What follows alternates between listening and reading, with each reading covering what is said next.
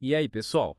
Bem-vindos a mais um mergulho profundo aqui com a gente. Hoje a gente vai desvendar o segredo de algumas organizações e líderes que conseguem realmente inspirar as pessoas. A gente preparou um material super bacana, um resumo do livro, comece pelo porquê do Simon Sinek. E aí, galera? Isso aí.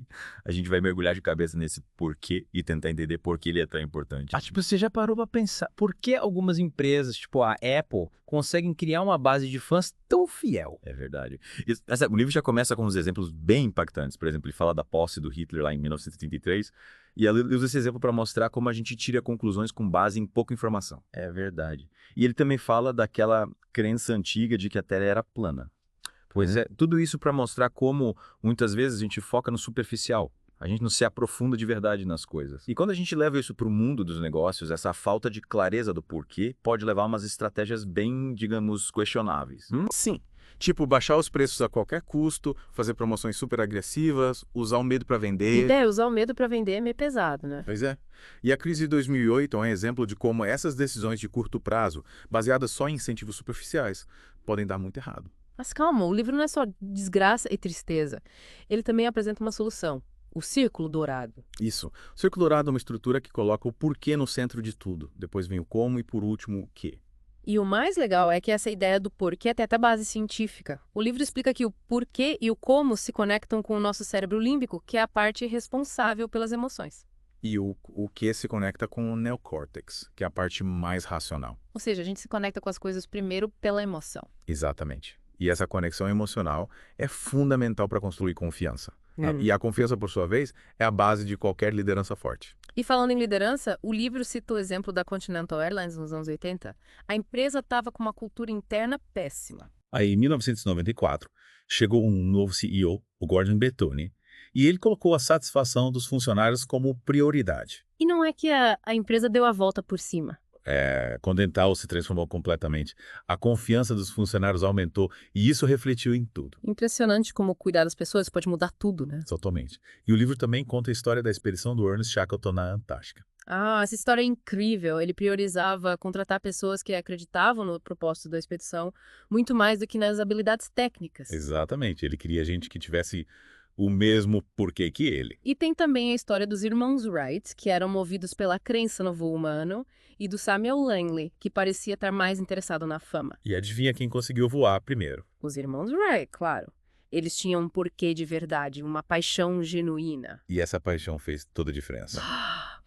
E não podemos esquecer do Dr. Martin Luther King Jr., né? O sucesso dele em mobilizar um movimento tão grande se deve, em grande parte, à clareza do porquê dele. Igualdade e justiça para todos. Ele comunicava esse porquê com tanta convicção que as pessoas se sentiam inspiradas a lutar ao lado dele. E o livro também fala da diferença entre energia e carisma, né? Ele usa o Steve Ballmer, que era pura energia, e o Bill Gates, que era carismático. Essa é energia legal, mas o carisma que realmente inspira vem de uma crença profunda. Então, tipo, o Ballmer podia até animar a galera, mas o Gates tinha aquela aura de quem realmente acreditava no que estava fazendo. É isso aí. E o livro também mostra como as nossas paixões, quando alinhadas com um propósito maior, podem guiar as nossas escolhas de carreira. Tipo, Neil Armstrong, o primeiro homem a pisar na Lua, e o Jeff Sumter, que era apaixonado por carros e se tornou um designer da BMW. Quando você encontra um trabalho que se conecta com seu porquê, tudo fica mais fácil. E o livro também explora como unir pessoas que acreditam no mesmo porquê. Ele fala da parceria entre o Dr. King e o Ralph Abernathy e das parcerias divinas do Wall Street Roy Disney e do Bill Gates e Paul Allen. O líder precisa de pessoas que comprem a ideia dele, né? Pessoas que estejam dispostas a colocar a mão na massa para transformar a visão dele em realidade. E o comercial 1984 da Apple é um exemplo clássico de como uma mensagem alinhada com o porquê da empresa pode criar uma conexão forte com as pessoas. Aquele comercial não falava das características técnicas do Macintosh. Ele falava de liberdade, de desafiar o status quo. E essa mensagem ressoou com muita gente, né? As pessoas se identificaram com o porquê da Apple. Com certeza. E para garantir que as decisões de uma empresa estejam alinhadas com o porquê, o livro apresenta o teste do Apple. O teste do Apple. Que nome engraçado. Mas a ideia é bem simples, é como se você se perguntasse, se eu realmente acredito em alimentação saudável, eu comeria Apple. Ah, entendi. É tipo, se a decisão não estiver alinhada com o meu porquê, eu não devo tomar essa decisão. Exatamente. E o livro usa o exemplo do Phaeton, um carro de luxo da Volkswagen, para mostrar o que acontece quando uma empresa ignora o teste do AIPO. O feito não tinha nada a ver com a identidade da Volkswagen, né? Foi um fracasso de vendas. Pois é. E o livro também fala dos perigos do sucesso. Ele conta a história do Walmart, que no começo era uma empresa focada nas pessoas. Mas depois que o Sam Walton, o fundador, faleceu, essa cultura meio que se perdeu. E o Walmart acabou adotando práticas mais questionáveis. O sucesso pode desviar a gente do nosso propósito, né? Com certeza. É por isso que é tão importante ter o porquê sempre em mente. E o Sinek também faz uma distinção interessante entre conquista e sucesso. Ele diz que a conquista é algo tangível, que você pode medir, enquanto o sucesso é um sentimento mais profundo. Você pode conquistar um cargo importante, mas se isso não estiver alinhado com o seu porquê, você não vai se sentir realmente realizado. Exatamente. O sucesso verdadeiro vem de dentro para fora. E o livro também fala da importância de medir o porquê dentro de uma organização. Ele cita o exemplo da Christina Harbridge, da Bridgeport Financial. Não basta ter o porquê na cabeça. É preciso ter mecanismos para garantir que ele esteja presente em todas as decisões da empresa. E as transições de liderança também são momentos críticos, né? O livro usa o exemplo da Southwest Airlines, que conseguiu manter o seu porquê mesmo depois que o fundador se aposentou.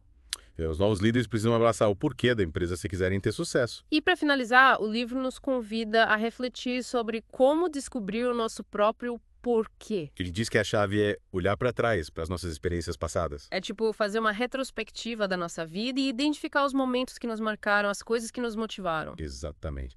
O nosso porquê está escondido em algum lugar dentro da gente. E o próprio Sinek redescobriu o porquê dele em um momento difícil da vida. Ele passou por uma fase complicada e teve que se reconectar com seu propósito para superar os desafios. E o livro também conta a história do Ben Coleman, um corredor com paralisia cerebral que compete contra ele mesmo. Ele é um exemplo incrível de superação e de como um porquê forte pode nos impulsionar além dos nossos limites. E a devoção dos fãs da Apple ao Steve Jobs também ilustra bem a força de um porquê claro e inspirador. As pessoas se conectavam com a visão de mundo do Jobs, com a crença dele no poder da tecnologia para mudar o mundo. O porquê pode ser uma força transformadora tanto para indivíduos quanto para empresas. Com certeza. E para você que nos acompanhou até aqui, esperamos que esse mergulho no Comece pelo Porquê tenha sido inspirador. Se você quiser se aprofundar no assunto, recomendamos a leitura do livro completo. E se você já tiver descoberto seu próprio porquê, compartilha com a gente. A gente adora ouvir histórias inspiradoras. A gente se vê no próximo mergulho profundo. Até mais.